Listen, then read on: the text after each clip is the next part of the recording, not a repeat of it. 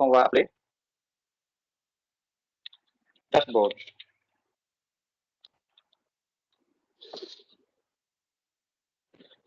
Donc là, il n'y a pas d'erreur. Il faut juste augmenter les colonnes, l'épaisseur des colonnes. Donc, je sélectionne toute cette partie-là jusqu'à ici. Je fais un clic droit. Et là, je vais descendre sur... On ne voit pas l'écran. Hein? Largeur. Vous ne voyez pas l'écran? Moi, je vois l'écran. Je vois un tableur. De mon côté, je ne vois pas l'écran. On voit l'écran. Donc, celui qui ne voit pas, tu peux juste te déconnecter et tu reviens, s'il te plaît. Merci.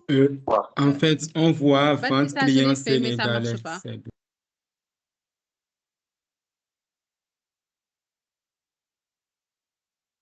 Donc, pour les autres qui ne regardez pas l'écran pour le moment, vous pouvez vous déconnecter et revenir.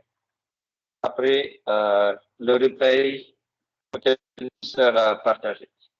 Donc, je fais un clic droit sur la colonne A et je descends sur largeur de la colonne. Je clique dessus pour pouvoir voir les données. Je fais une taille de 20 et j'appuie sur OK et c'est maintenant c'est lisible. Mais Lamine, c'est vrai que c'est statique. Hein. L'image ne bouge pas. Je ne sais pas si tu es en train de faire des manipulations, mais ici, chez nous, c'est statique. Ça ne bouge pas. Ça ne bouge pas? Non.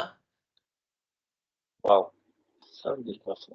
Tu es sur le tableau vente client. Voilà, là, c'est bon maintenant. C'est bon. On voit data, pivot et dashboards. OK. Peut-être que c'est un temps de latence par rapport à la connexion ou parce que j'ai pris carrément toute la fenêtre. Tout l'écran, en fait, pour ne pas avoir de problème pour que les autres puissent voir.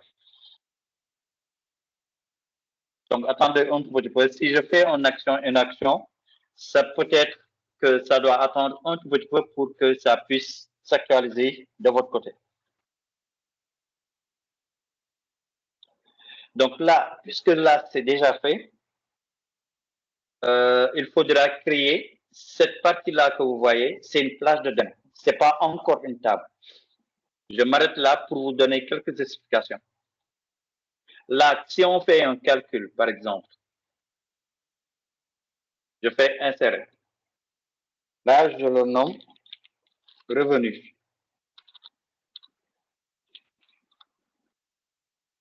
Si je fais égal quantité multiplié par prix, quand j'appuie sur entrée, vous allez voir tout à l'heure que ça ne s'actualise pas. Ça ne le fait pas pour les autres lignes. Alors que si je le supprime, je recommence à 0, CTRL A pour sélectionner tout. Et ensuite, CTRL T, c'est un raccourci pour créer la table. J'appuie sur OK. Est-ce que vous voyez toujours ou ça attend toujours? Oui, là, on voit très bien. C'est super. C'est bon, maintenant, tout le monde voit. Oui, Okay. à mon niveau, c'est bon. OK. Donc là, si j'augmente une colonne, insert, je vais le nommer revenu. Et dans revenu, je fais égal. La première chose que vous allez voir déjà, quand je clique sur F2, il ne me signale pas la référence de la cellule. Ça, c'est une référence qu'on appelle dans le langage Excel. Là, vous allez voir bracket, quantité, le nom de la colonne. Et si je fais multiplier par celui-là, il me dit prix en francs CFA. Qu'est-ce qui vous permet de faire ça?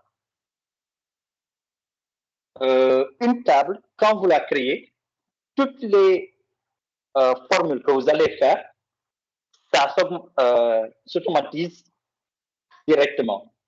Dès lors que j'appuie sur Entrée, vous allez voir que toute la colonne G, les données sont déjà affichées. On n'a pas besoin d'appuyer sur ici, de faire descendre jusqu'à 100 lignes, parce que ce jeu de données-là, ce fichier Excel a un total de 100 lignes avec les en-têtes. Les en-têtes, ce sont les noms des colonnes que vous voyez là en haut, date d'achat, nom client, etc. Donc, dans cette colonne-là, je sélectionne toute cette partie-là, juste en bas. Je viens dans Accueil et je lui dis, cette colonne-là, je veux qu'elle soit en franc CFA. Donc, pour le faire, vous allez dans Accueil et ensuite, il y a ce petit bouton-là que vous allez voir pour vous dire Accounting Number, qui veut dire comptabilité. Vous appuyez dessus. Si vous avez la possibilité de voir CFA, vous le mettez. Si vous ne le voyez pas, vous venez directement ici, mon Accounting Format.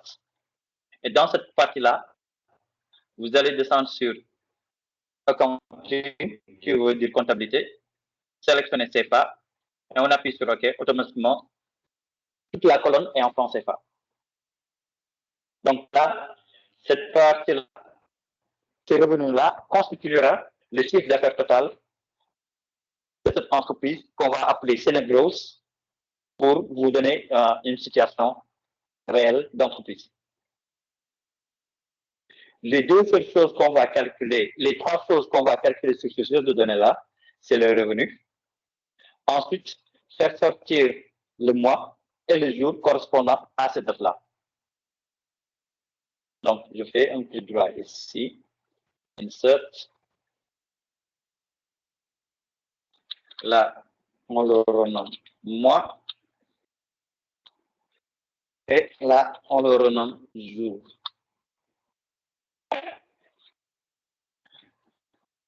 Maintenant, à partir de cette date-là, ce qu'on va sortir, c'est le mois avec une fonction. Mais avant d'utiliser cette fonction-là, il y a déjà une fonction qu'on va utiliser. Excusez-moi. Donc, on va utiliser deux fonctions pour faire sortir une seule information. Alors, je tape proper, proper qui veut dire non propre en français. C'est une fonction en anglais, puisque certes, on est dans un pays francophone, mais la plupart des bons tutoriels que j'ai regardés sur Excel sont totalement en anglais. Il y a certainement des personnes qui sont très fortes en français sur Excel, mais moi, j'ai opté d'utiliser le langage anglais pour bien comprendre la base de Excel. Ensuite, après proper, on va utiliser une autre fonction qui veut dire texte, qui va nous permettre de formater cette date-là et de le faire sortir en jour, en mois plutôt. Donc, là, cette partie-là que vous voyez en bas, c'est la syntaxe de Excel. C'est hyper important de comprendre comment fonctionne Excel avec les fonctions. Proper, même si c'est texte simplement, là, c'est un syntaxe. Texte aussi va vous donner une syntaxe que vous regardez en bas. Texte entre parenthèses, valeur. Valeur ensuite point virgule. Pour certains, ce sera point virgule et d'autres, ce sera virgule tout simplement. Pour moi, c'est point virgule. Les autres, ce sera virgule tout simplement. Donc, dans valeur, qu'est-ce qu'on va prendre? C'est la date qui est ici. On clique et ensuite on lui dit point virgule. Il va se fixer directement sur la deuxième partie de cette syntaxe-là. Qu'est-ce qu'on veut formater? C'est cette date-là. Comment on va la formater? C'est guillemets 4M, fermez les guillemets, on ferme la parenthèse pour texte et on ferme la parenthèse aussi pour proper.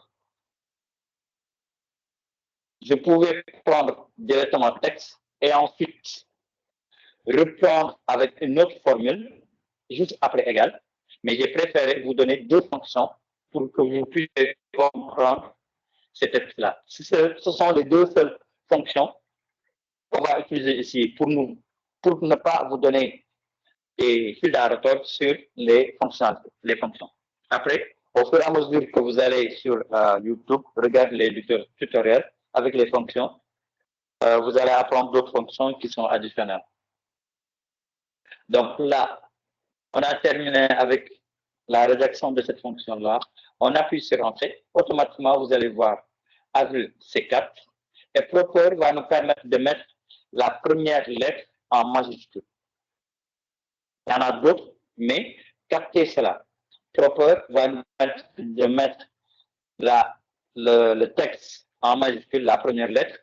Et texte va nous permettre de formater quelque chose en quelque chose. Et pour les abréviations que vous voyez là, si on change le nombre 3, automatiquement, vous allez voir que les champs vont changer. Avril, ça sera av. Juillet, ce sera jules. Et août, ce sera août. Mais on préfère le mettre en 4. Donc là, c'est bon. C'est pas trop rapide, j'espère. Si c'est trop rapide, dites-le moi.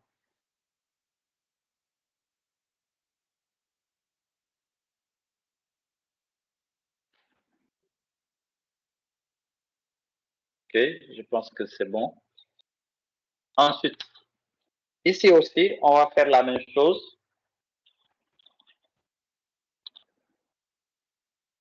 Proper, tabulation. Texte aussi, tabulation. Celui-là, point virgule. Guillemets. Et pour les jours, on va le nommer en days, en 4. On ferme et on ferme.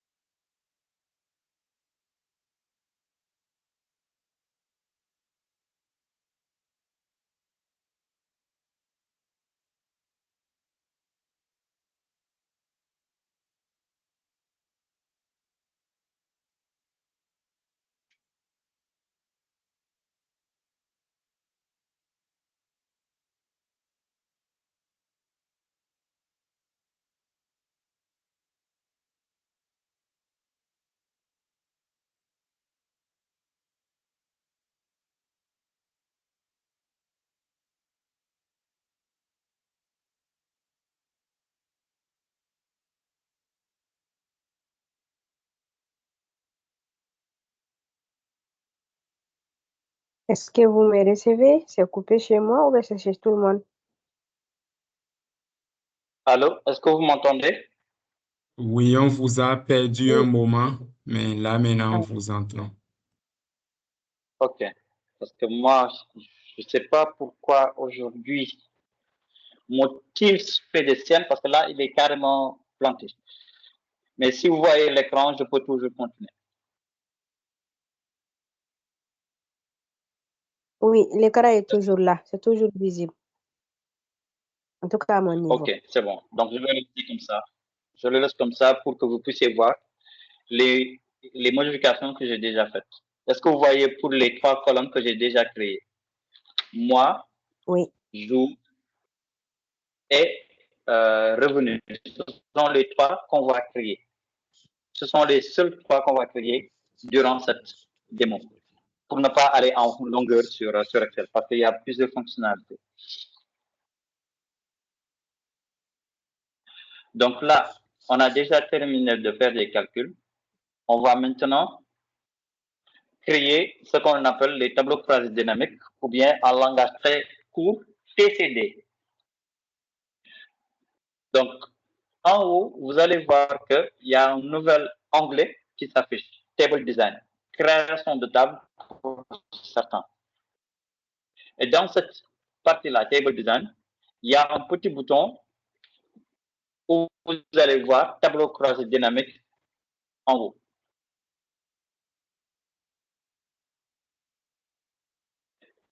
On va le nommer Data. C'est bon.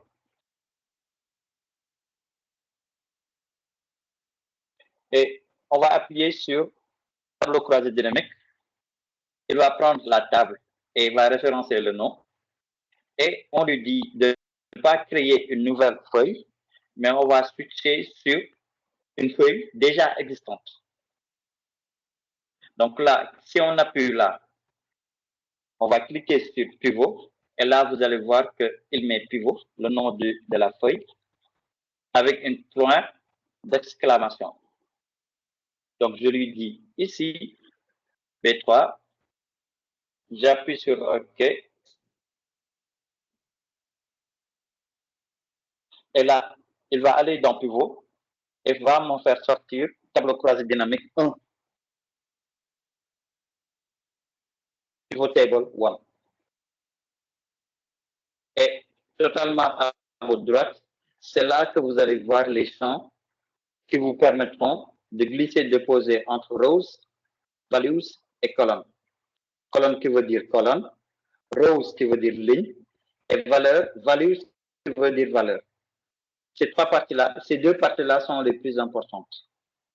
Toutes les choses que vous devez faire, vous allez le faire ici. Les calculs, les sommes, les minimums, les maximums, etc. Rows, ça va être les lignes que vous voyez là. Et en value, il va faire de telle sorte que vous allez le voir. Pour celui-là, on va le nommer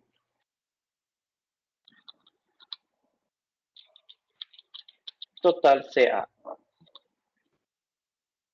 Pourquoi cette partie-là? Je m'attarde sur cette partie-là. C'est parce qu'après, dans la partie tableau de bord, il y aura des filtres.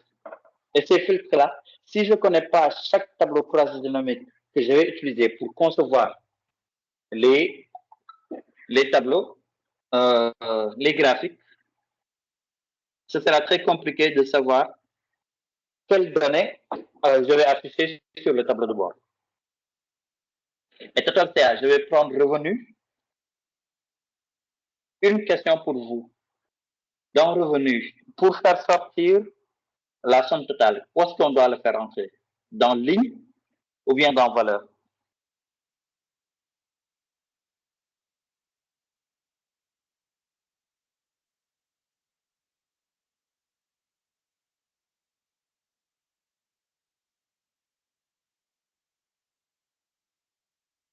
OK. Une petite question. Où est-ce qu'on doit faire sortir? Si on doit faire sortir des valeurs, où est-ce qu'on doit le mettre? Dans ligne ou bien dans valeur?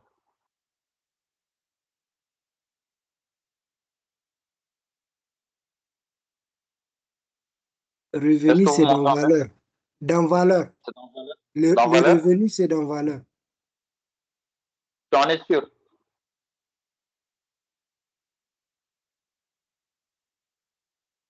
Certain. Certain. OK. Donc, très bonne question.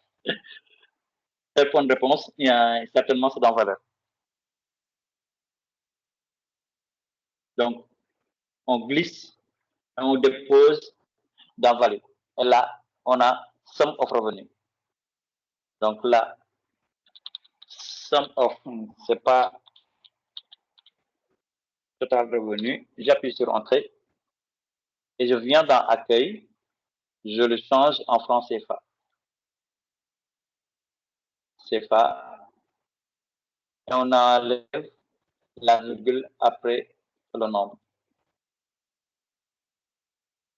C'est égal à 9 999 400. Donc c'est bon. Ensuite, on sélectionne cette partie-là. On en a terminé avec Data. on n'a pas tout le temps le temps de venir ici et d'aller dans Insert, appuyer sur le tableau croisé dynamique, revenir. Non, c'est trop long. Donc, on fait juste CTRL-C et CTRL-V. Et cette partie-là, qu'est-ce qu'on va calculer? On va calculer la quantité. On le met ici. Celui-là, on l'enlève. Et après, encore une fois, on le dit nombre. Et cette partie-là, on l'appelle total quantité.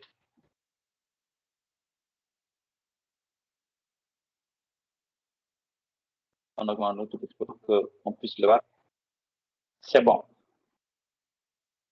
Maintenant, le total revenu en fonction des mois, on fait la même chose, CTRL-C et CTRL-V. Total revenu par mois. Maintenant, ce mois-là qu'on a déjà calculé, on le prend, on glisse, on le pose dans le... Automatiquement, vous allez voir que là, il nous met tout en ligne et en colonne. Dans la ligne août, il l'a mis en façon désordonnée. Donc, je vais l'arranger un tout petit peu. Janvier, on le met en haut. Ainsi de suite. Février, mars, avril, ça est là. Mai, on le met ici. Juin, on le met en bas. Août, on le fait descendre à juillet.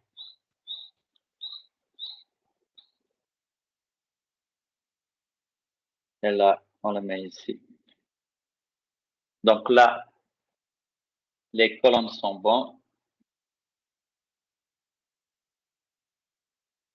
Et toujours pour renommer, pour nous permettre de connaître les tableaux croisés dynamiques qu'on va utiliser, on vient dans Analyze, Pivot Table 3, on fait CA par mois.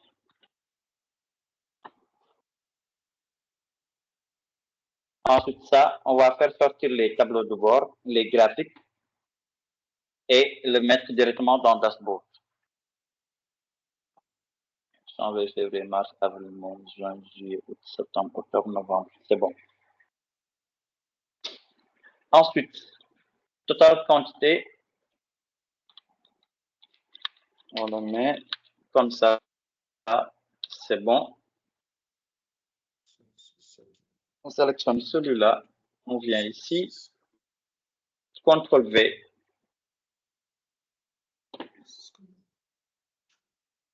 Et qu'est-ce qu'on va mettre ici? On va prendre les articles. On le met dans Rows.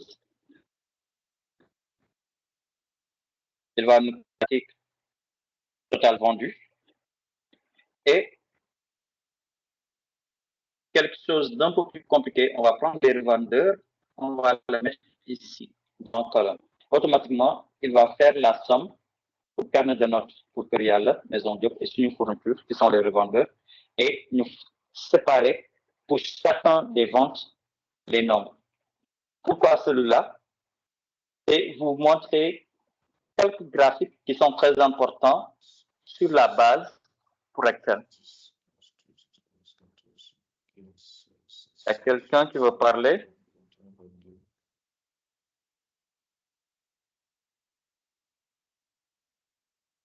Ok, je pense que c'est bon.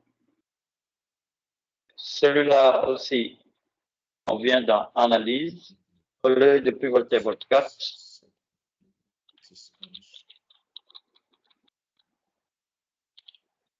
article vendu par le vendeur.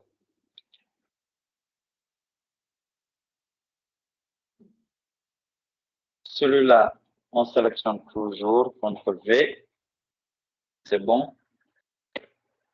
Total quantité, on l'enlève. Cette fois-ci, là. On supprime celui-là.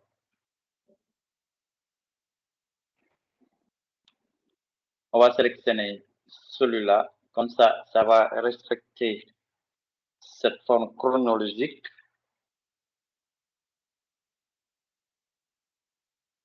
On augmente celui-là, janvier, février. On enlève total revenu.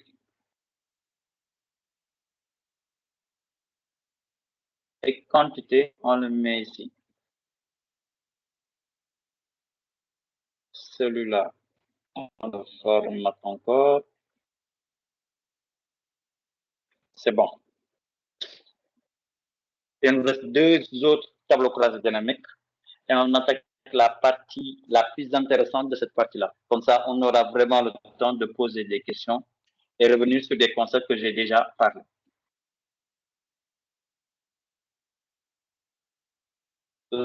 Renomme totale quantité. C'est bon.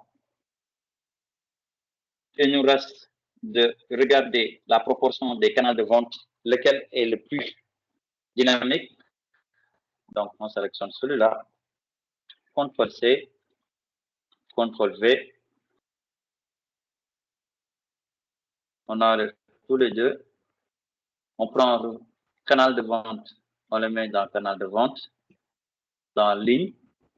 Et aussi, on prend un canal de vente, on le met directement dans valeur pour compter chacune.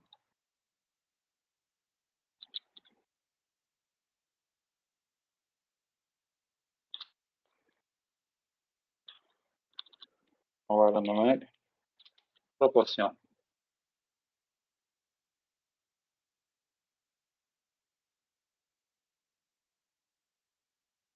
Là, on le nomme canal de vente. Et le tout dernier, on a besoin de voir le top 10 des clients par rapport au revenu. Celui-là, on le sélectionne ici. CTRL-C et CTRL-V. Canal de vente, on l'enlève. Proportion aussi, on l'enlève. Non client, on le met dans ligne. Je ne sais pas le nombre de clients même, donc on n'en a pas besoin. Et on prend revenu, on le met ici. Il va nous sortir la totale. Donc, on sélectionne tout. On le renomme top 10. Et pour faire les top 10 des clients, vous voyez ce filtre-là.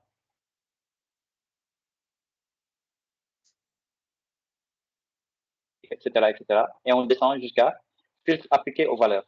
Et totalement en bas, on a top 10. Et là, c'est top. Top, ce sont les meilleurs. Et dans le bottom, ce sont les 10 clients qui sont les moins récurrents. Donc, on fait top. On appuie sur OK. Automatiquement, on a 10 clients qui sont là. Aminata Khan, Cissé, Awoba, Awa Cissé, Bamba Cissé, Fallou Sarr, etc. Donc, voici le top 10 des clients.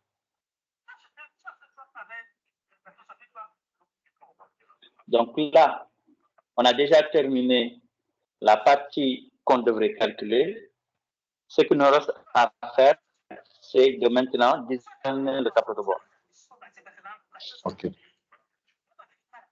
Le tableau de bord, Excel est formaté en format tableur avec des lignes et des colonnes. Ce n'est pas comme les autres outils comme Power BI, qui est le nez de Excel, on va dire. Donc, dans Power BI, il n'y a pas cette formatage-là qu'on devrait faire.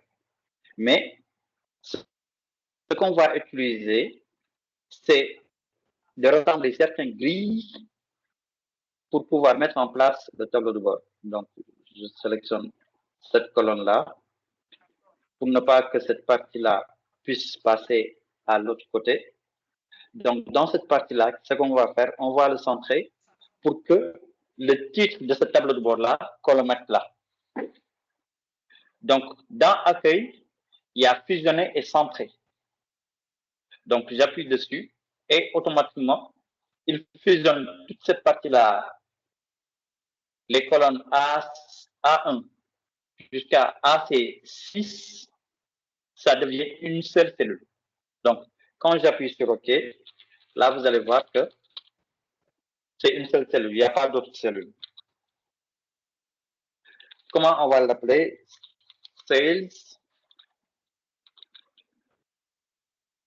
Performance Dashboard.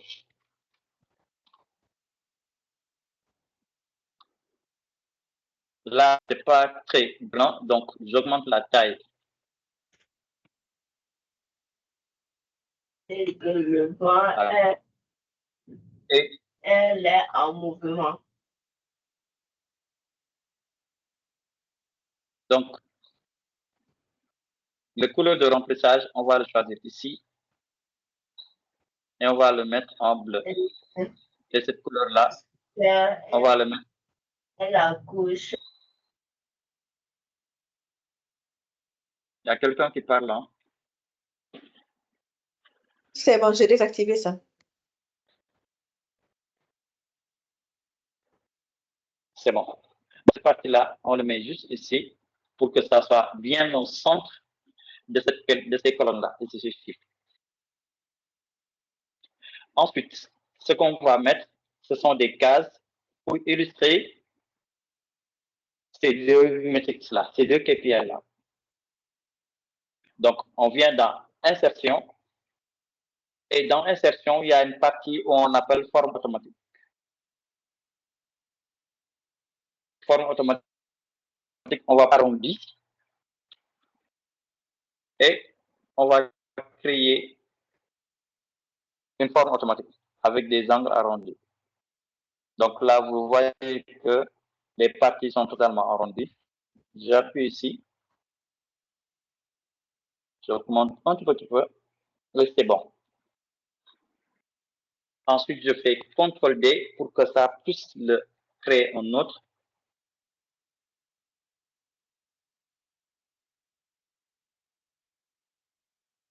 Et je le mets ici. Donc là, c'est bon. C'est vraiment aligné avec les grilles. Et pour ne pas que cette partie-là nous encombre, ce qu'on va faire, c'est qu'on vient dans Affichage. Et dans Affichage, les grilles, on le désactive. Et là, ça va être totalement blanche, comme si on avait une impression que cette partie-là, ce sera un tableau de bord.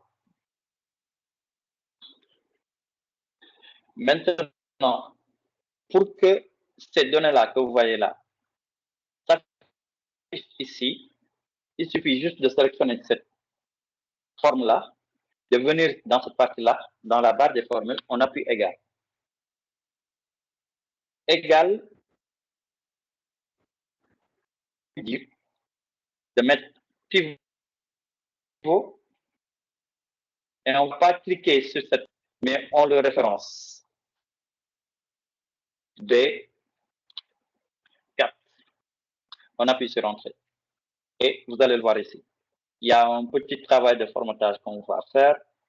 Accueil.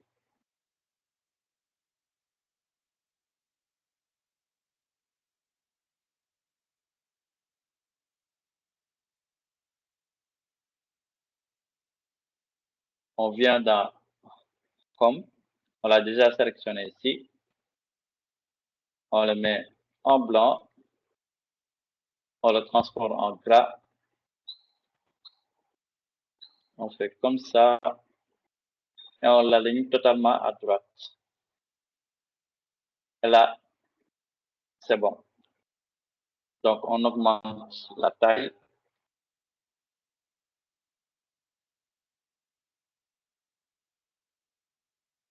Il nous reste 1 heure de temps, donc on va faire très rapidement pour qu'on puisse trouver les questions. C'est B8, donc on lui dit pivot, point d'exclamation, oui, non, B8. Sur entrée et il nous insère le nombre. Donc, pour ne pas faire le même tracas avec celui-là, ce qu'on va faire, on sélectionne celui-là, on appuie sur reproduire la mise en forme et on applique ici, automatiquement, il nous aligne cette partie-là. Ensuite, on a terminé avec les deux KPI. Ce qu'on va faire, c'est qu'on va sortir en même temps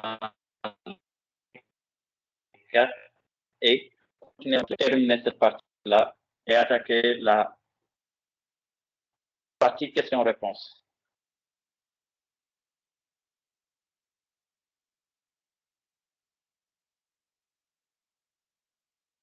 Donc, on ne va pas choisir celui-là, mais on va choisir l'évolution. C'est les graphiques en ligne. Je vais prendre tout à l'heure pendant la série de questions pour pouvoir répondre à chaque type de graphique, quel type de données on lui assigne. Donc, on va le faire avec des marqueurs pour que ces boutons-là, vous puissiez le voir. On appuie sur OK. C'est bon. On le met juste là. On prend celui-là. Insert. Charts. On va prendre barre. Et on va prendre celui-là.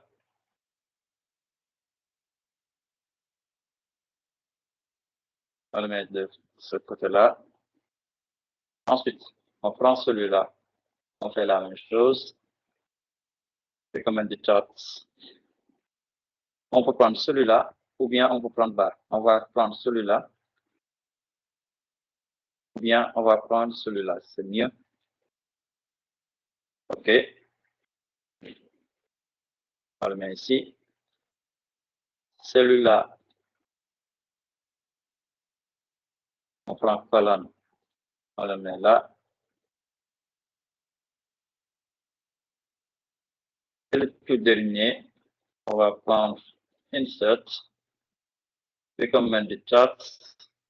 Et on vient dans les secteurs. Choisir celui-là. On a le total de nos graphiques. Donc, on appuie sur CTRL et on sélectionne tout ça. CTRL X. Et on fait CTRL V.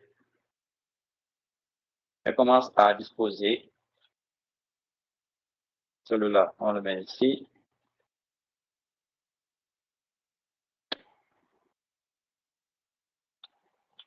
Oui. Oui. Il doit nous rester une. Voilà. Celui-là, CTRL X. Et CTRL V.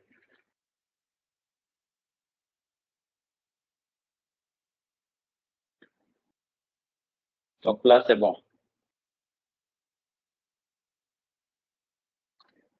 Celui-là, on le fait descendre ici. On commence par celui-là. On appuie sur Alt pour augmenter.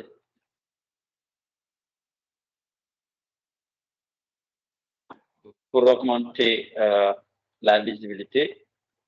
Cet axe vertical-là, on l'enlève. Et ces deux boutons-là aussi, on va les enlever parce qu'on n'en a pas besoin. Donc, j'appuie juste sur la partie de droit et cacher tous les boutons sur le graphique. Là, on lui donne comme titre CA par mois. C'est bon. La partie légende, on l'enlève aussi. Et ces grilles-là aussi, on l'enlève. On appuie juste sur le bouton supprimer pour l'enlever. Et en bas, pour ne pas que cette ligne-là s'affiche, on enlève juste, on clique sur cette partie-là, on vient dans format, et dans contour, qui est juste après les lignes, contour et pas de contour. Automatiquement, cette ligne-là ne s'affiche plus. Première chose à faire, c'est augmenter la taille et le mettre en gras ici. Là, on augmente la taille. Voilà, c'est bon. Et ensuite, cette partie-là, ce qu'on va faire, c'est on va faire un clic droit pour augmenter la taille et le modéliser jusqu'à ce que ça soit vraiment lisible pour chacun puisse le voir. On appuie directement sur mettre en forme les feuilles de données. Cette partie-là, vous allez voir qu'il nous affiche quelque chose. On vient dans Series Options, option des séries. Ce qu'on va faire, c'est augmenter la taille déjà. On va le mettre à 4. Et je veux que ça soit pas rigide, mais ça soit lisse. Et on a une courbe vraiment très jolie. Donc, on le laisse en bleu comme ça. Et dans les marqueurs, ce sont les boutons là que vous voyez. Les options ultimes, on va les mettre à 10. C'est bon.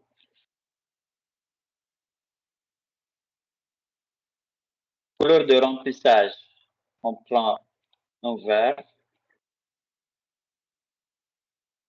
Ça va changer.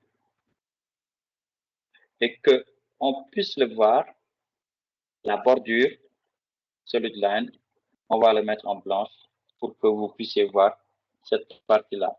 Quand on enlèvera ces boutons. Donc, on revient sur cette partie-là pour espacer.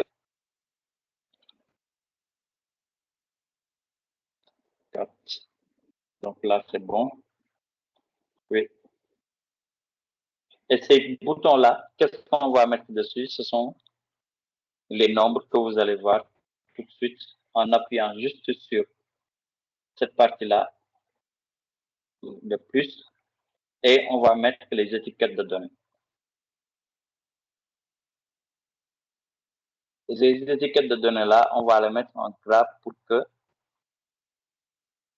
ça soit beaucoup plus lisible pour les autres. Et cette partie-là, on l'enlève.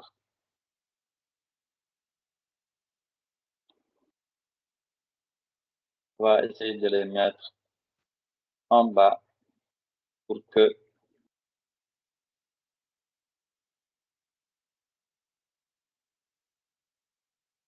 le pouce ne s'affiche pas.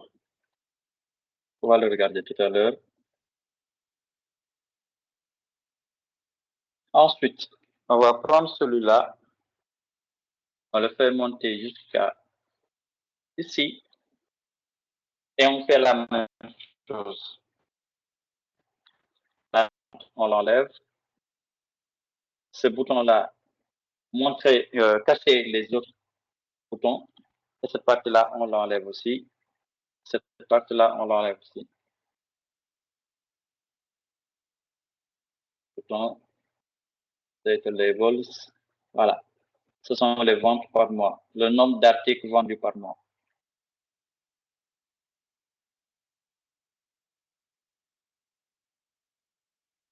On appuie dessus. On vient dans format.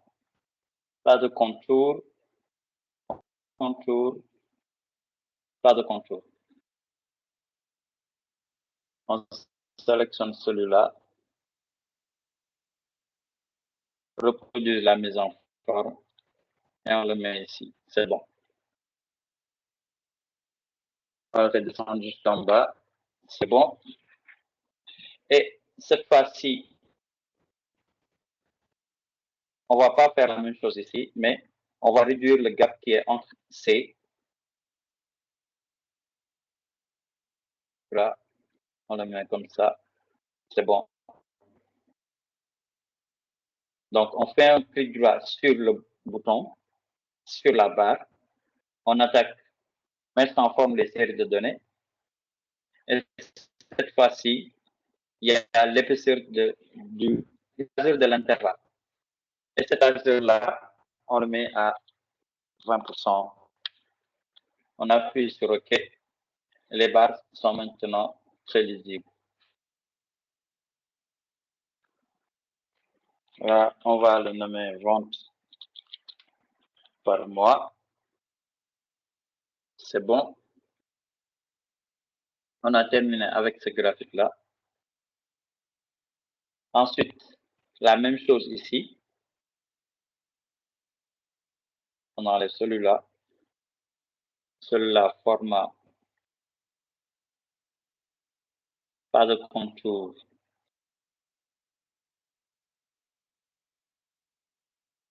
Et cette partie toujours. Pas de contour. On sélectionne ça. On le supprime. C'est bon. Clic droit.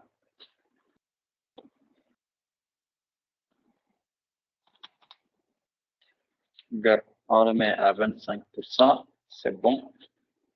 Et c'est orange-là qui me dérange. Donc, je vais le changer et je vais le mettre en... Quelle couleur je vais choisir? Solid line. On va prendre... On va pas prendre un bleu, mais on va prendre une autre couleur. Une autre couleur plutôt. On va prendre ce mauve-là.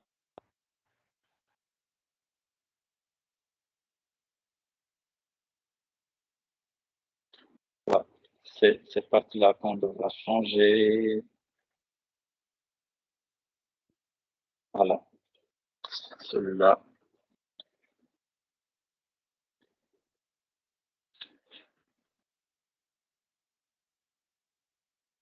Voilà.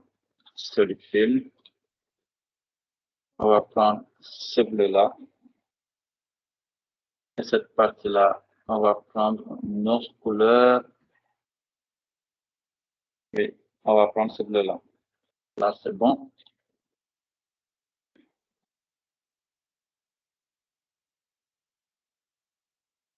Cette partie-là, on glisse un dépose ici.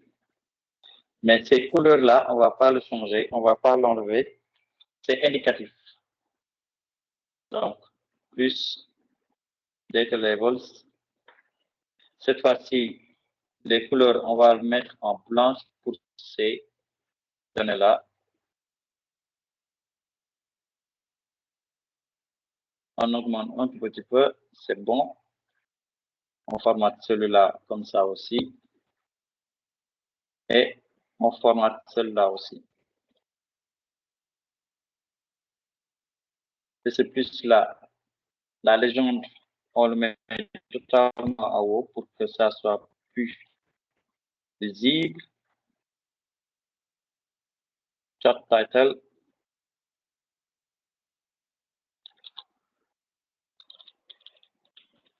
Article vendu par revendeur. On a terminé avec celui-là. Hide. On supprime. On supprime.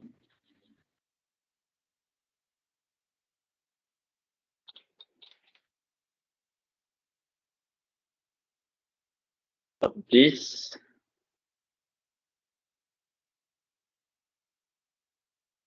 On supprime ces données-là. On va le mettre à 20%.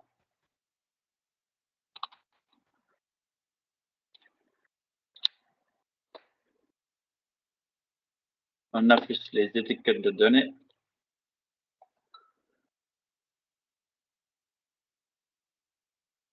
Et ce bouton-là,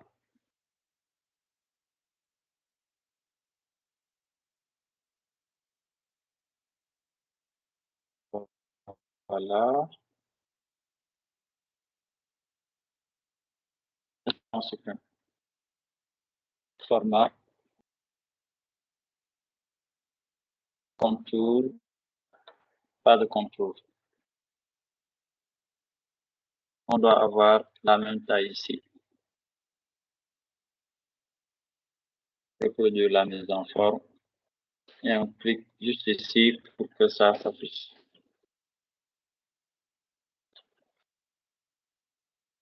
Et il nous reste juste cette partie-là. All field, voilà.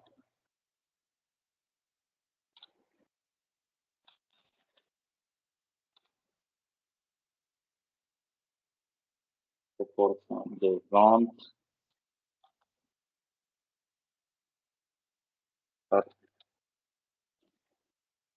Canal de vente.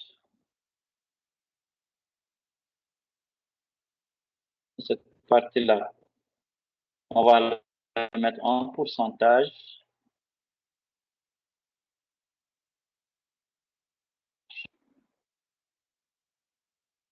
Maintenant, pour le mettre en pourcentage, on clique dessus, clic droit, format data labels, mettre en forme les séries de données.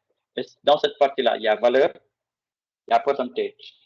Donc, on appuie sur percentage et on décoche value.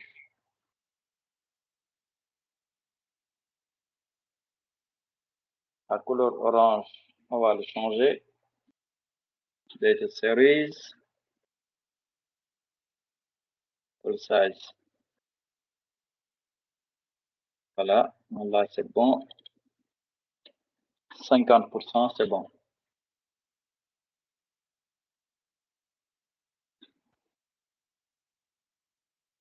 Et celui-là, non. Il y a déjà vert, donc on va prendre une autre couleur. Celui-là, on l'a déjà mis. Accent 6. Oui, c'est bon. Et cette partie-là, puisqu'on a besoin de la même taille sur tous les... Voilà.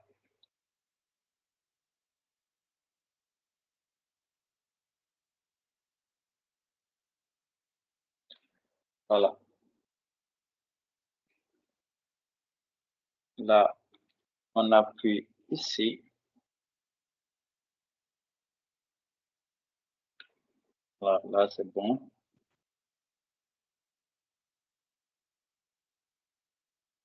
Celui-là, c'est bon. On va faire remonter aussi. Là, c'est bon. On sélectionne tous les deux. On le fait descendre pour que ça soit à la même ligne ici. Donc, dans cette ligne-là, il ne nous reste qu'une seule partie à mettre en place. Ce sont des segments qui nous permettront de pouvoir sélectionner les tableaux de bord. Donc, on revient dans tableau. On va les sélectionner à partir des champs. On le sélectionne en moi.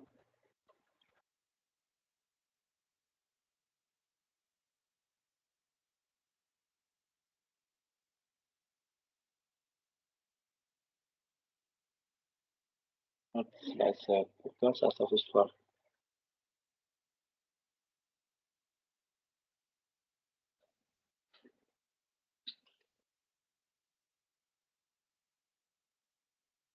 Ah, ok, je vois. Une petite modification à faire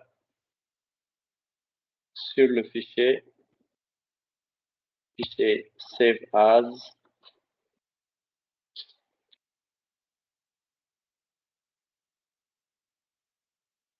Those sans fiche Excel puisse dès que l'heure c'est devant. OK. Donc, on est dans les temps. On le nomme data et on le met en Excel workbook. On save.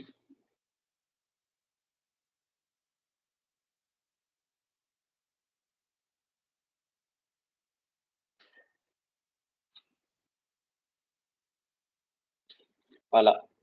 Donc, ce bouton-là, Insert Slicer, on va prendre oui, jour, mois plutôt, et article. On appuie sur OK.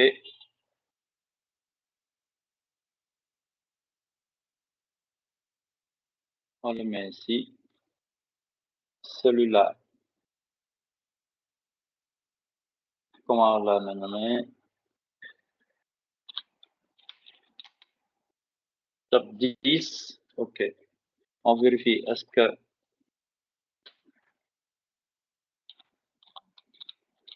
quantité vendue par mois? OK. Canal de vente. CA par mois. OK. Totale quantité. Voilà.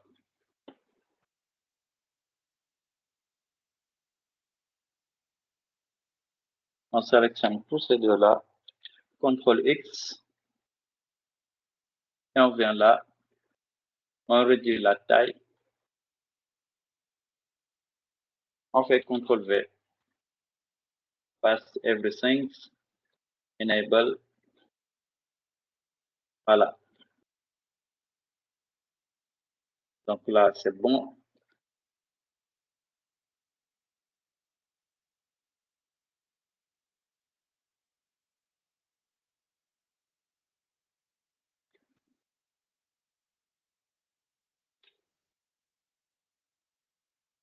Je enlève ça. Voilà. Maintenant, pour chaque filtre, on doit sélectionner des graphiques correspondantes. Par exemple, les mois ne doivent pas filtrer celui-là et celui-là. Donc, pour ne pas avoir de problème, c'est pour cela que pendant que je faisais les tableaux classe dynamiques, je les ai renommés pour savoir lequel fait quoi. On vient dans Dashboard, on appuie sur le segment qui s'affiche juste ici, segment, connexion des rapports, on affiche canal de vente, c'est bon. Quand tu es vendu par mois, celui-là, on ne l'affiche pas. Top 10 des clients, on l'affiche. Et article vendu par le vendeur, on le met. On appuie sur OK. Là, c'est déjà bon. Si on appuie sur janvier, celui-là et celui-là ne bougent pas, mais les autres vont changer. Si on appuie sur août, automatiquement, ces trois-là vont s'afficher. On désélectionne. Et si on veut que celui-là puisse filtrer celui-là, celui-là et celui-là, c'est la même chose. On revient dans rapport de connexion, canal de vente, top 10, article vendu. Celui-là, on le coche. Celui-là, on le décoche.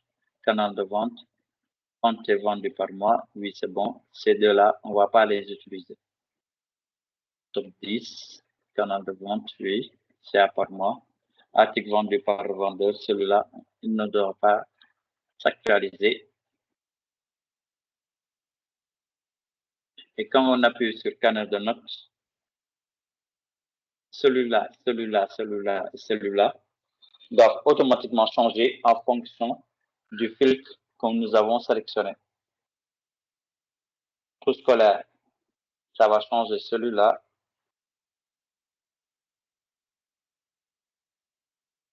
Attendez. Parce que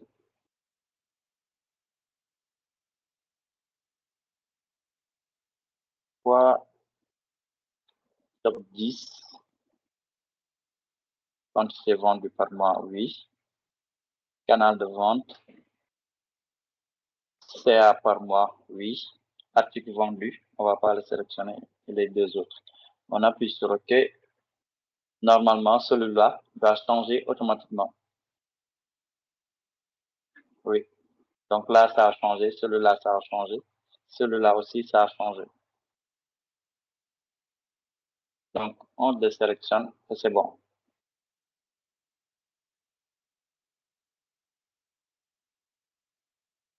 Donc, voilà ce que je voulais vous montrer aujourd'hui.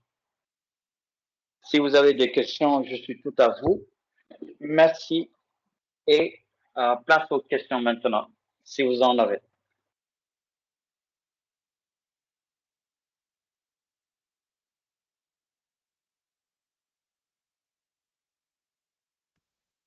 Alors, est-ce que vous avez des questions? Si vous avez des questions, vous pouvez lever la main. Comme ça, vous pouvez la poser. Est-ce que tout est clair? Est-ce que vous avez des questions?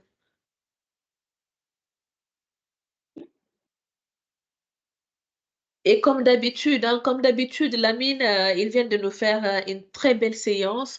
N'hésitez pas à nous faire des retours sur LinkedIn qu'on pourra justement republier sur la page. Ça fera plaisir à Lamine de savoir comment est-ce que vous avez trouvé la séance et nous aussi, ça nous permettra justement d'encourager les autres personnes à suivre les prochaines séances. Donald, tu peux prendre la parole? Oui, merci beaucoup, Monsieur Lamine. C'est une très belle masterclass.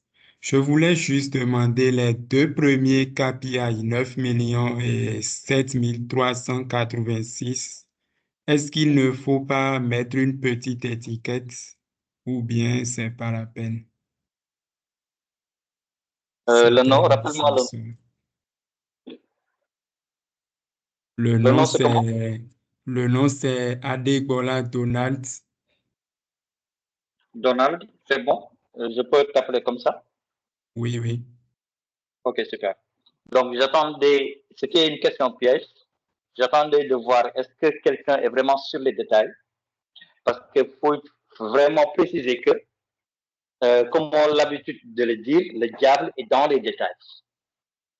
Un tableau de bord, ce n'est pas simplement les métriques qu'il va faire sortir, mais ce sont les informations qu'il divulgue pour que ceux qui doivent le regarder puissent prendre des informations. Ça, ce n'est pas descriptif. Et exactement, on doit mettre quelque chose en haut ici pour que le directeur commercial qui doit le voir, ou bien le chef d'entreprise qui doit regarder les métriques qui doivent graver la santé financière de l'entreprise puisse comprendre. Donc, dans cette partie-là, ce que nous allons faire, c'est on va mettre une autre description ici, juste en haut. On vient dans insertion et on va prendre texte pour tous les deux. Et dans texte, ce qu'on va faire, c'est on va calculer quelque chose comme ça. On va le nommer chiffre d'affaires.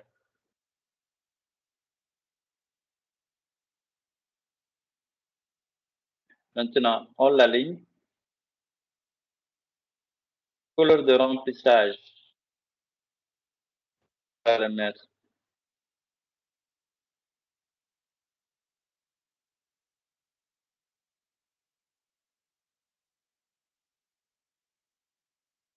On vient dans format. La couleur, on doit le mettre en text fill.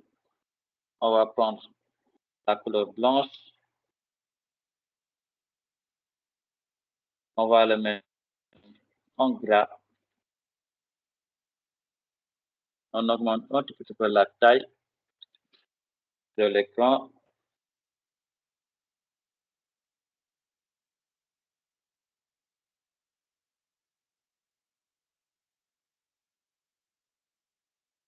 On le met juste ici. CTRL D. On le met ici aussi.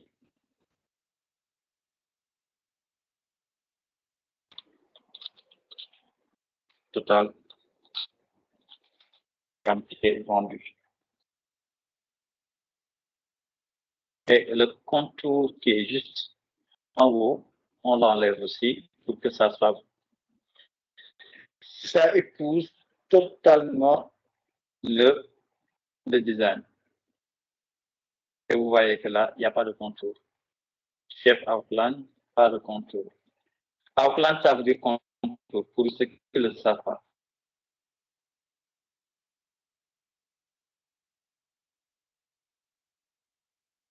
Et pour augmenter, pour savoir la lisibilité, ce qu'on va faire, on vient insert, il y a les icônes. Pour celui-là, chiffre d'affaires, on va lui taper money.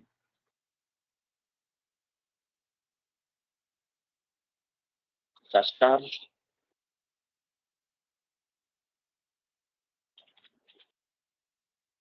Voilà.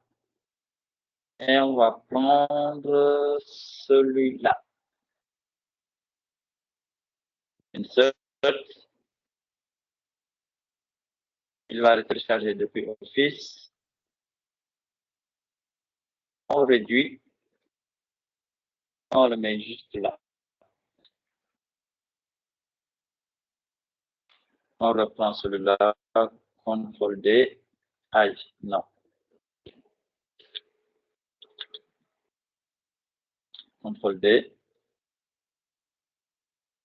On le met juste ici. On vient dans le graphique.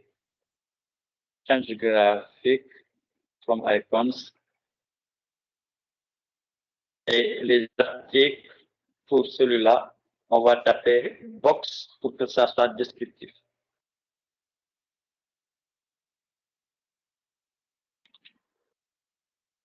Box, où est-il? Et on va prendre celui-là. On appuie sur OK. Et il va nous changer. Est-ce que j'ai répondu à ta question, Donald? C'est bon? Là, c'est bon. Oui, c'est super. Super. Donc, d'autres questions par rapport aux thématiques qu'on a utilisées ici? L'étude graphique, le design. Dites-moi, et on a au moins 27 minutes pour les questions-réponses et savoir un peu plus sur les fonctionnalités d'Excel parce qu'il y en a tellement qu'on ne pourra pas toujours, on ne pourra pas tout faire aujourd'hui, mais c'est juste la base qu'on est en train de survoler en ce moment. Lamine, justement par rapport à ça, tout à l'heure, je pense que tu n'étais pas là. Il y avait une qui disait, ben, ça serait bien de pouvoir justement avoir des longues séances.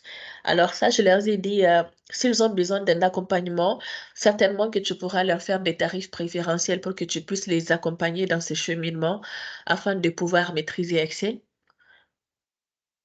Ok, exactement. J'en fais beaucoup plus pour des profils comme des comptables, des contrôleurs de gestion, des directeurs commerciaux. Mais pour ceux qui veulent l'apprendre vraiment, pour avoir des compétences sur Excel, la compétence qu'on est en train de regarder là, c'est le métier de data analyst. Soit commercial, analyste commercial, avec des tableaux de bord, directeur commercial, etc.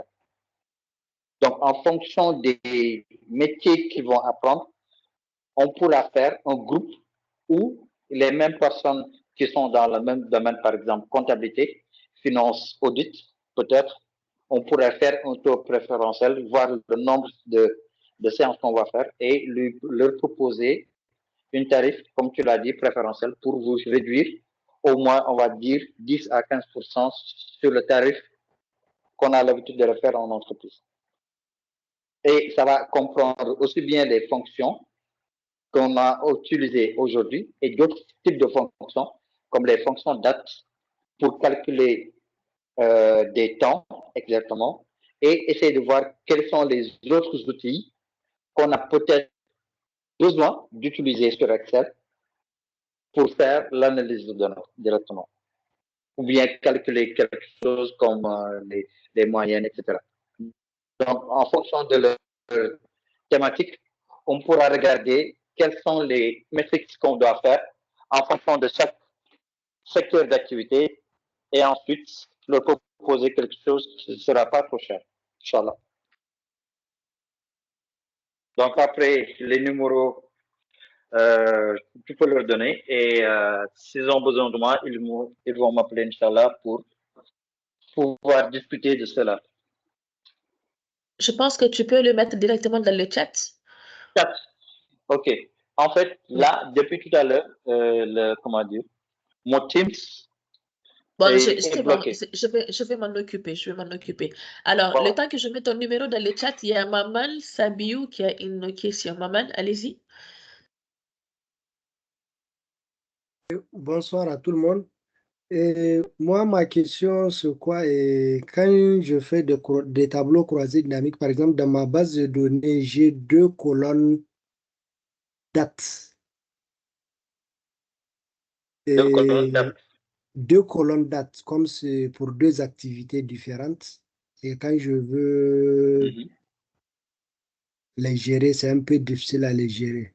Je ne sais pas comment, je ne sais pas si je peux vous partager l'écran pour voir au moins de ce que je fais, je ne sais pas. Quelle matrice tu as besoin de calculer sur ces matrices-là? Par exemple, je vous prends un exemple.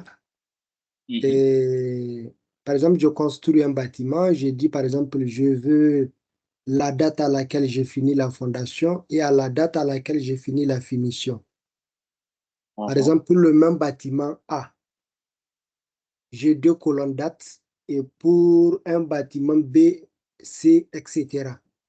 Maintenant, à la fin, ce que je veux, c'est voir, par exemple, dans le mois A et le mois de janvier, février, combien de fondations on a eu à faire et dans le mois de janvier, février, etc., combien de finitions on a eu à faire, par exemple. OK. Ça, c'est plutôt clair. Je n'en ai pas parlé parce que ça allait être quelque chose, beaucoup d'informations que j'allais vous donner. Mais le tableau de bord, tout dépend de l'objectif.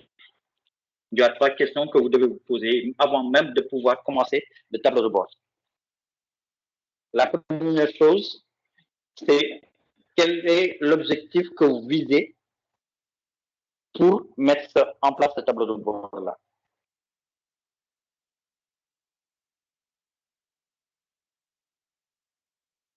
Définir l'objectif.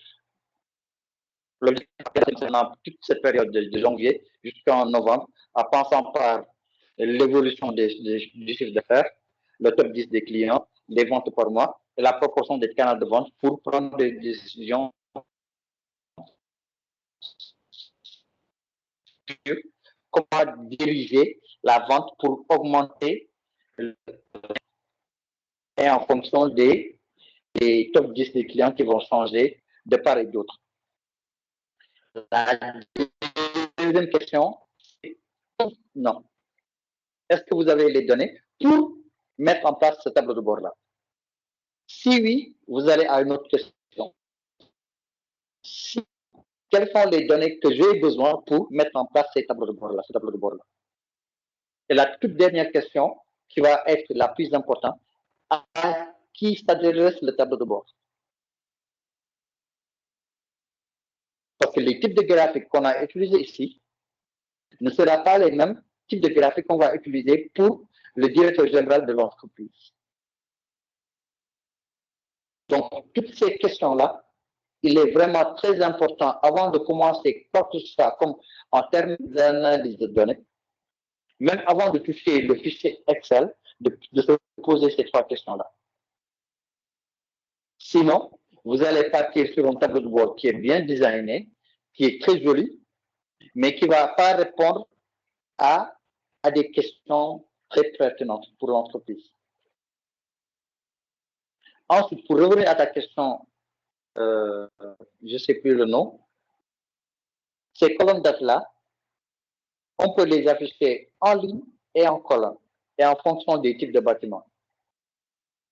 Ou bien en ligne pour le mois, les types de dates que vous avez déjà, et en colonne, le bâtiment A et B pour le mettre. Je reviens dans Pivot, par exemple. Pour les dates, que regardez le nombre de fondements, c'est cette disposition-là que tu vas prendre. Je fais sortir l'analyse, les champs.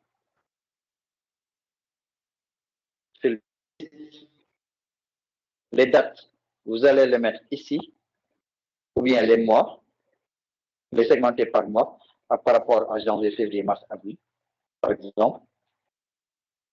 Et le nombre de les bâtiments que vous souhaiterez afficher, vous allez mettre directement dans les colonnes.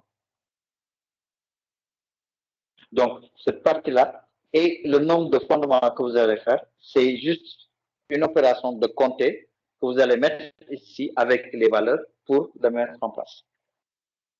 Et pour l'output, la finition, ça va être comme ce graphique-là que vous allez voir, et avec la légende qui est juste ici, qui va dire bâtiment A et bâtiment B. Et en fonction des couleurs, il va vous donner les informations nécessaires pour ce type de graphique-là.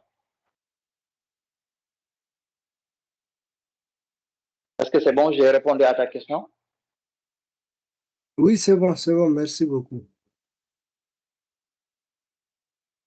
Je t'en prie. Les autres questions?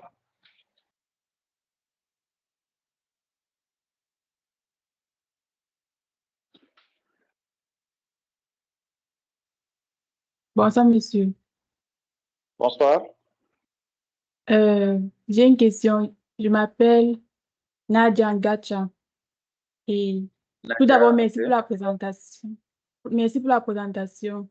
Ma question n'est pas directement liée au tableau de bord, c'est plutôt lié à un outil qui a attiré mon attention sur le ruban. En fait, j'aimerais savoir si l'usage, par exemple, de GPT pour Excel dans l'analyse des données liées à une entreprise n'est pas risqué en matière de confidentialité des données. Très bonne question. Alors, ChatGPT est le précurseur de l'intelligence artificielle sur les chatbots. Ce sont des assistants virtuels que vous allez lui poser des questions et il vous répond. Dans le cas de Excel, vous voyez là en haut, ChatGPT for Excel et Copilot. ChatGPT, pour ma part, je l'utilise fréquemment pour construire des jeux de données que vous voyez là. Ce jeu de données-là, je l'ai créé à partir de ChatGPT. Je ne sais pas pourquoi ça charge, mais là, on n'a pas la possibilité d'ouvrir ChatGPT parce que vous voyez que le bouton se charge toujours.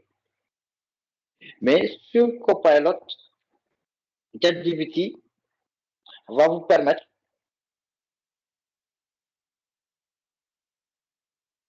si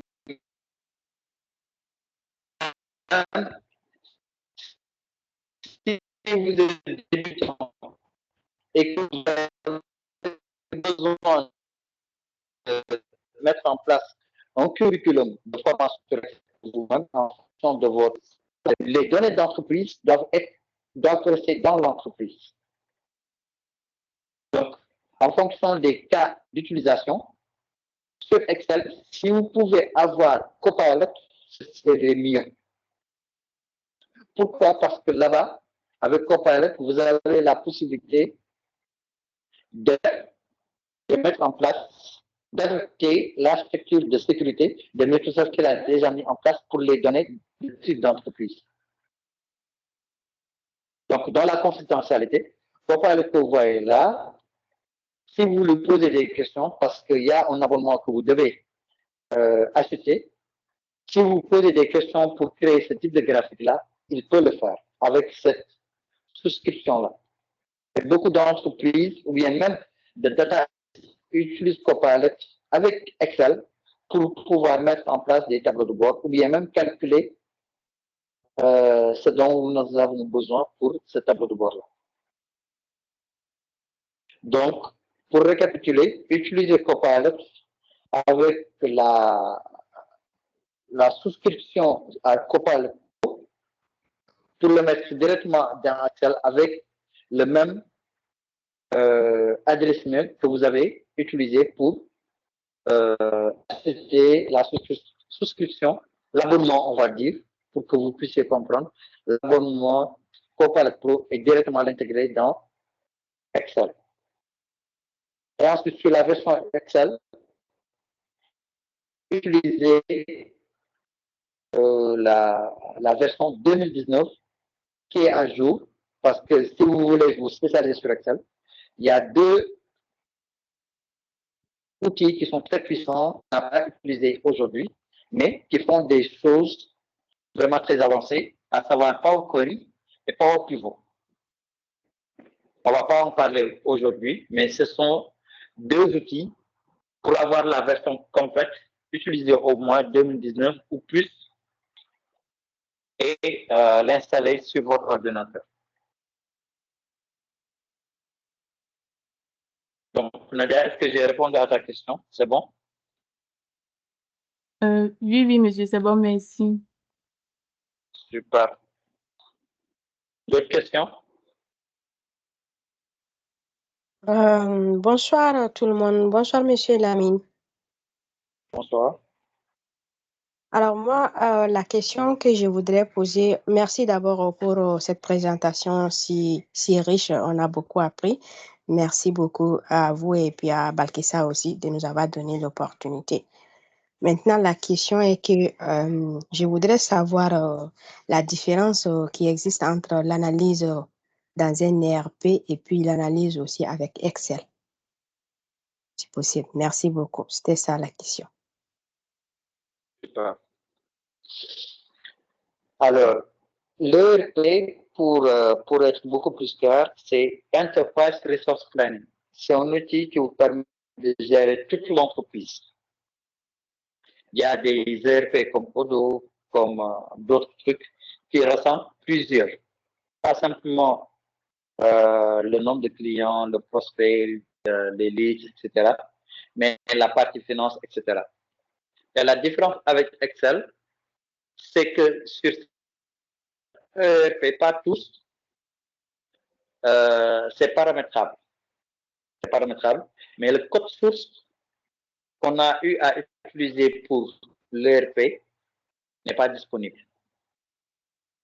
Alors que sur Excel, tout est, on va dire, vous pouvez construire un ERP, pas aussi complet comme Odoo, mais vous pouvez mettre des ERP directement dans Excel et bien plus.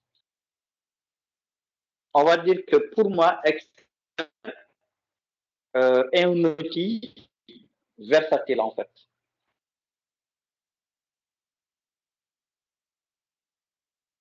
Les chiffres d'affaires, l'ingénierie financière,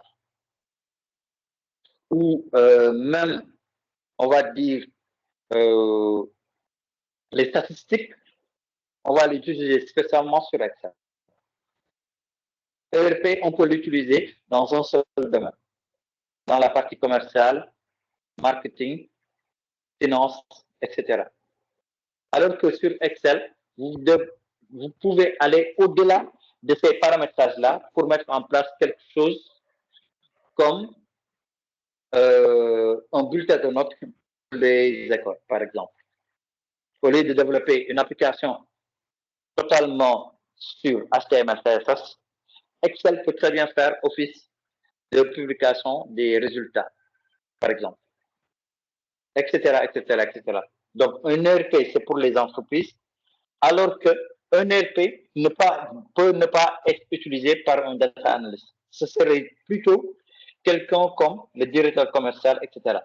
Alors que Excel et les autres outils comme Power BI que vous voyez là en bas en jaune, ce bouton-là peut servir à plusieurs choses, autre chose qu'un ERP. Il ne passe même pas dans les mêmes catégories pour de son d'application. Excel peut être partie commerciale et un ERP va gérer toute l'entreprise.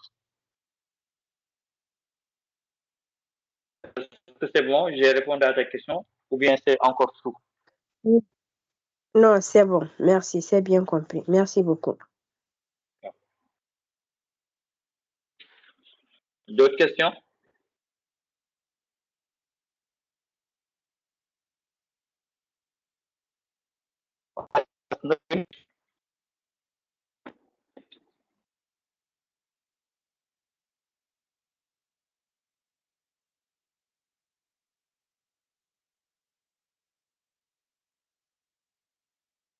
Pas d'autres questions?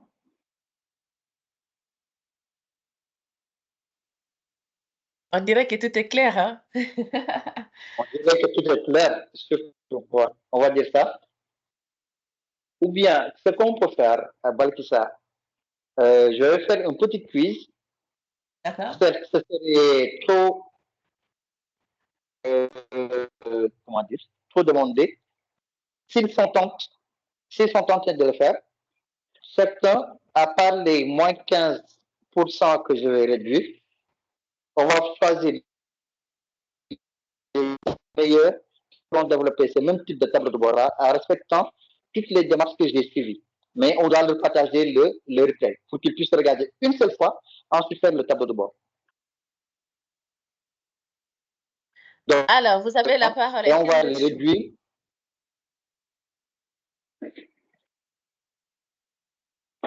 Pour ceux qui sont présents, est-ce que vous êtes chaud pour ça? Oui, monsieur. Ça a Les un peu 5 meilleurs, coupé on va là, moi, le je n'ai pas capté. Hein. Alors, je Lamine, reprends. oui. Vas-y. Non, je voulais te dire de lui expliquer. Il disait qu'il n'avait pas trop capté. OK. Ce que j'ai dit, c'est que on va prendre, si vous êtes chaud, je vais vous donner le qui est ici. En supprimant, attendez, là je l'enlève comme ça, les calculs, vous allez le faire vous-même. Ces jeux de calcul-là, non, ces jeux de données, je vais vous le donner. L'idée est de faire tout le circuit pour me réaliser ce tableau de bord-là. Pas besoin de mettre les icônes, parce que c'est pas tout le monde qui l'aura, mais juste ce tableau de bord-là avec les segments que vous voyez là et les connexions pour que ce tableau de bord-là change en fonction des différents segments qu'on a appuyés. Ah, c'est parfait, je suis partant. OK. Donc, les 5 meilleurs, on va les primer en fonction de leur demande. Super. Et pour primer, c'est qu'ils auront une réduction, c'est ça? Ils auront une réduction et beaucoup plus. Pas seulement une réduction.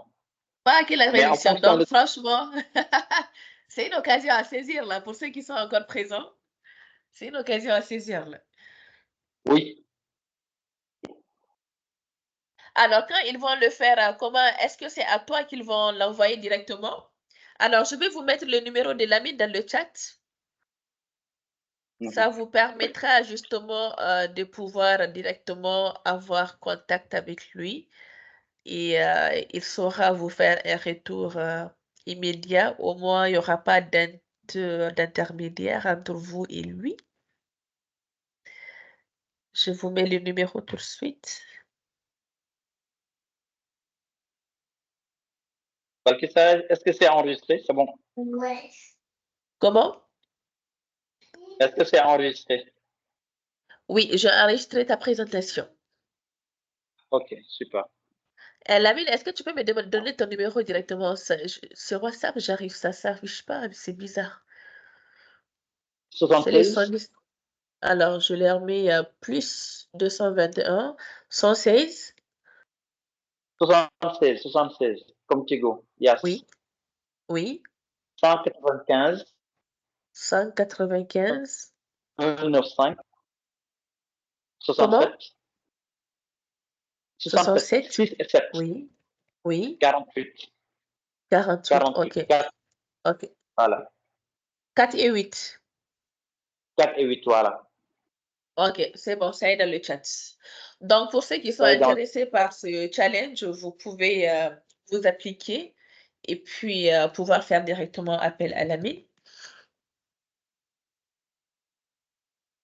ok. Bien Pendant ce entendu, temps-là, oui. oui, vas-y. Oui, vas-y.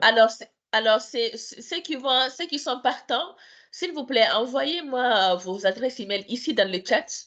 Parce que l'enregistrement, on ne va pas l'envoyer à tout le monde, sachant que je ne sais pas qui a participé, qui n'a pas participé. Donc, vous pouvez envoyer vos adresses email dans le chat, comme ça me permettra de vous envoyer l'enregistrement après. Ok. Et pour le jeu de données, je vais créer tout à l'heure, dès lors que je me déconnecte, créer un dossier Drive et le partager à Barkissa pour que tout le monde puisse.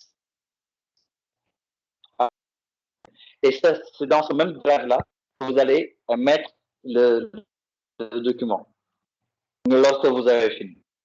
Donc, vous avez toute une semaine pour le faire et ensuite le mettre directement dans ce Drive-là. À partir de le challenge sera terminé et je vais procéder à la correction de ces fichiers-là.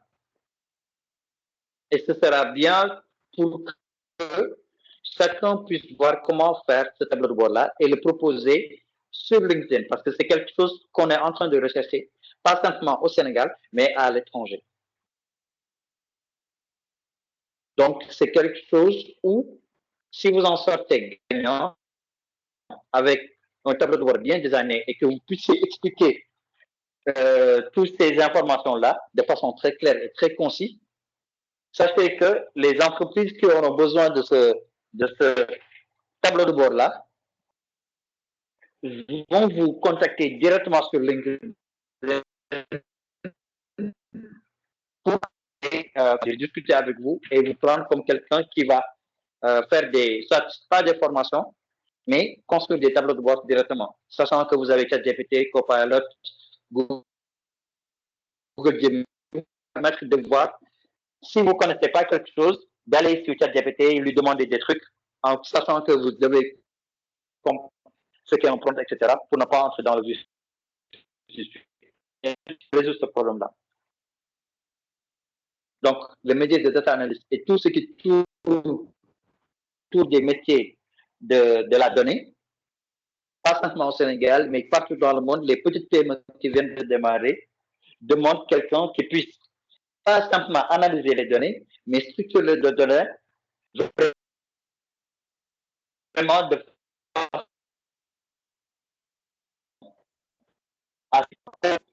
ces données-là. Ils collectent déjà, mais ils ne le transforment pas en des décisions stratégiques comme ça. Donc, profitez-en. Si vous avez d'autres questions, posez-les.